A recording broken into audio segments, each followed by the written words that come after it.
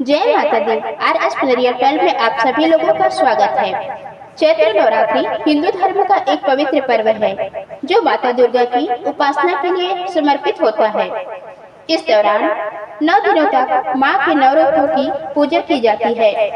वर्ष 2026 में चैत्र नवरात्रि को लेकर लोगों के मन में सवाल है कि कलश स्थापना 18 मार्च को होगी या 19 मार्च को। साथ ही पूजा के नियम, बाल धोने, पीरियड्स और सूतक पातक में पूजा कैसे करें, माता की सवारी क्या होगी और माता किस वाहन पर प्रस्थान करेगी। साथ ही साथ आप जानेंगे दुर्गा अष्टमी और नवमी की तिथियों के बारे में भी।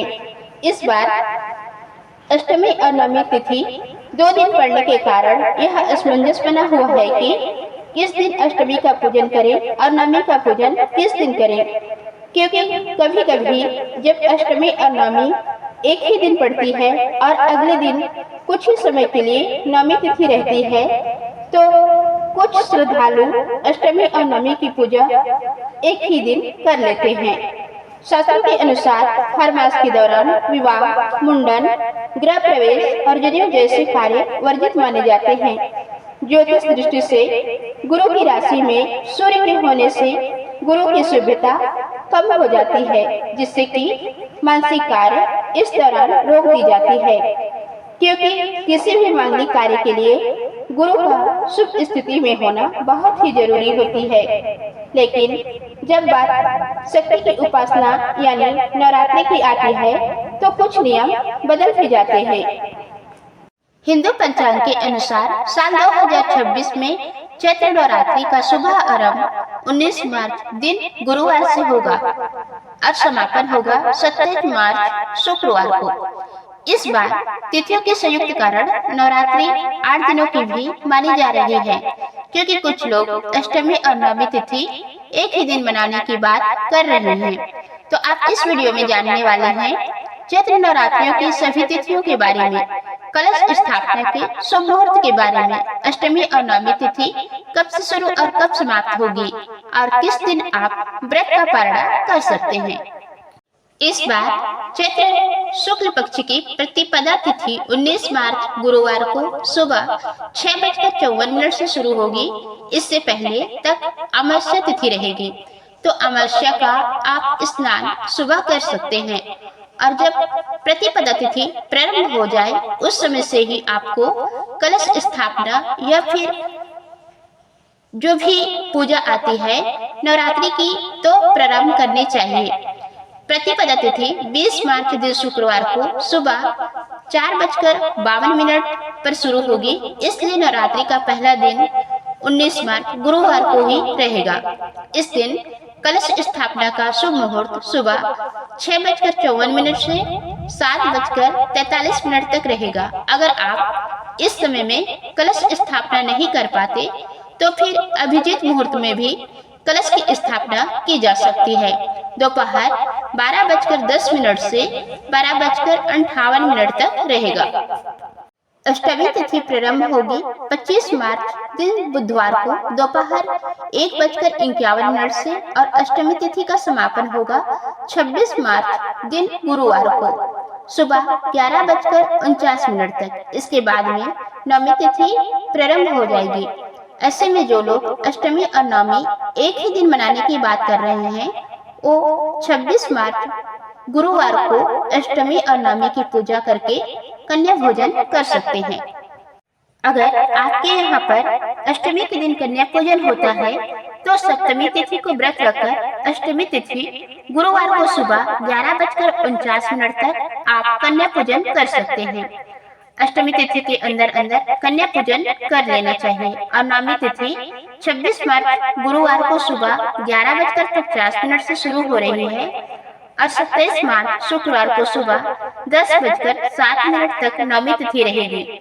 इसके बाद में दसवीं तिथि लग जाएगी।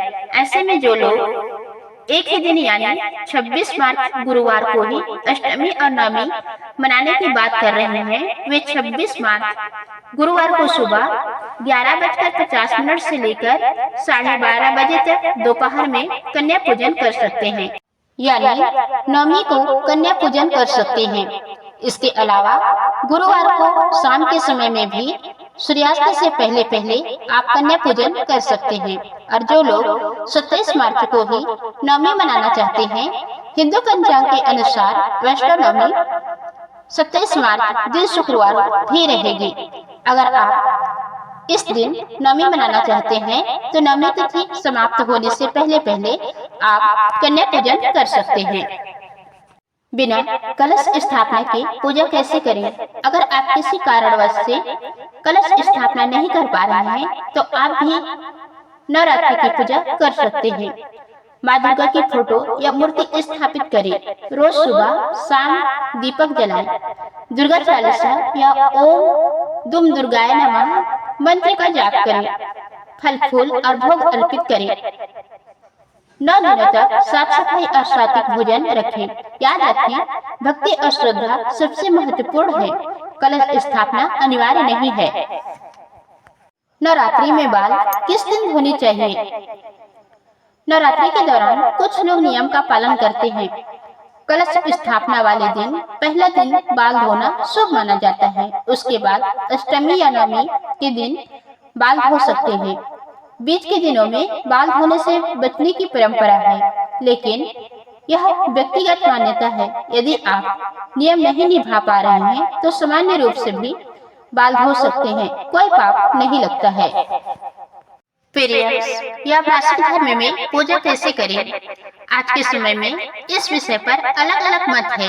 यदि पीरियड्स आ जाए तो आप मानसिक रूप से पूजा कर सकते हैं। मंदिर या पूजा स्थान को स्पर्श न करें। परंपरा अनुसार मंत्र जाप, ध्यान और भक्ति जारी रख सकते हैं। कलश स्थापना किसी अन्य सदस्य से करवा सकते हैं। सबसे जरूरी बात, माँ दुर्गा आपकी भावना को देखती है, न कि शारीरिक स्थिति को। अब आइए जानते हैं सूतक पातक में व्रत पूजा कैसे करें। सूतक, जन्म या पातक मृत्यु के समय कुछ नियम माने जाते हैं। इस समय मूर्ति स्पर्श और विधिवत पूजा नहीं की जाती, लेकिन आप मानसिक रूप से पूजा कर सकते हैं, मंत्र जाप और ध्यान कर सकते हैं। व्रत रखना चाहे तो रख सकते हैं। भोग या हवन करने से बचें। नवरात्रि में अगर सूतक लग जाए तो भक्ति को मन से जारी रखें। व्रत में क्या खाएं और क्या नहीं? फल, दूध, दही, साबूदाना, कुट्टू की आटा, सिंघाड़ा, आलू, शकरकंद आदि खा सकते हैं। अनाज, गेहूं, चावल, प्याज, लहसुन, मांसाहार और शराब से बचें। विशेष उपाय, पितृ और सुख समृद्धि के लिए रोज माँ दुर्गा को लाल फूल चढ़ाएं या देवी सर्वभूतेषु मंत्र का जाप करें। कन्या पूजन अष्टमी या नवमी को जरूर करें। गरीबों को भोजन कराएं। चैत्र नवरात्रि 2026 की शुरुआत 19 मार्च से होगी और इसी दिन कलश स्थापना का शुभ मुहूर्त रहेगा। अगर आप पूरी विधि नहीं कर पाते हैं तो भी सच्चे मन से की गई पूजा स्वीकार होती है। बाल धोने, पीरियड्स या सूतक पातक जैसी स्थितियों में भी भक्ति को जारी रखना सबसे महत्वपूर्ण है। तो दोस्तों, ये थी आज की वीडियो। उम्मीद है आप लोगों को पसंद आई होगी। अगर वीडियो अच्छी लगे तो वीडियो को लाइक और चैनल को सब्सक्राइब जरूर करें। धन्यवाद।